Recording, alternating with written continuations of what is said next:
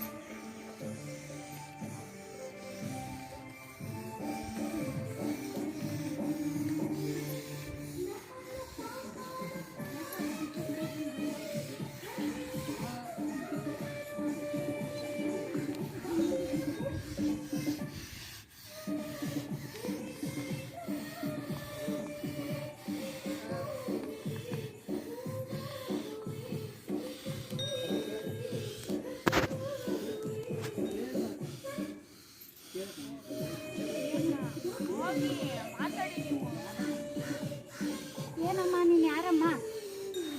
ಹೇಳಿ ಏನು ಹೇಳು, ನಮ್ಮ ಅಮ್ಮನ ಮುಂದೆ ಬಾಯಿ ಬಿಟ್ಟು ಹೇಳ್ಬೇಕು ಇವಾಗ. ಬಳ್ಳಿಗಿಟ್ಟೆ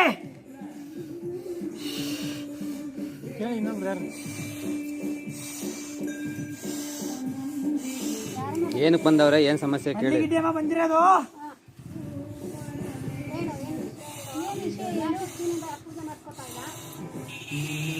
ಇಷ್ಟೇನೆ ಪೂಜೆ ಮಾಡಕ್ ಹೋದ್ರೆ ಅಲ್ಲಿ ಸೌಸದಿಲ್ಲ ಜನಗಳು.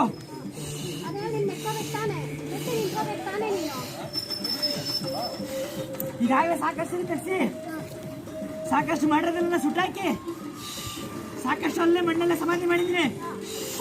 ಈಗ ತಿರ್ಗಾ ಮತ್ತೆ ಮಾಡಿ ಈ ಕಂದ ಮೇಲೆ ತಿಳಿದಂತರ ಮಾಡಿದ್ದಾರೆ.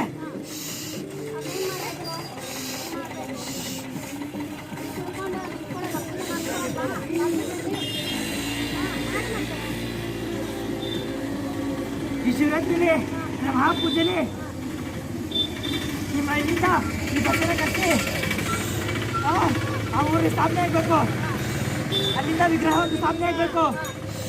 ಆ ಸ್ಥಾಪನೆ ಆದ ನಂತರ ಅಲ್ಲಿ ಮಾಡಿರೋರ್ನ ಇದೇ ಬಸವ ಬಂದು ತೋರಿಸ್ಕೊಟ್ಟು ನಾನು ತೋರ್ಸೋದಕ್ಕೆ ನೀನು ಬಂದು ತೋರಿಸ್ಬೇಕು. ಅರ್ಥ ಆಯ್ತಲ್ಲ? ತೋರಿಸ್ಕೊಟ್ಟು ಅಲ್ಲಿ ಮಾಡಿರೋ ತಪ್ಪು ಏನಂತ ತಿಳಿಸ್ಕೊಡ್ಬೇಕು. ಮಾಡಿರೋ ಜಾಗ ಎಲ್ಲಿ ಏನಂತ ಅವನೇ ತೋರಿಸ್ಬೇಕು.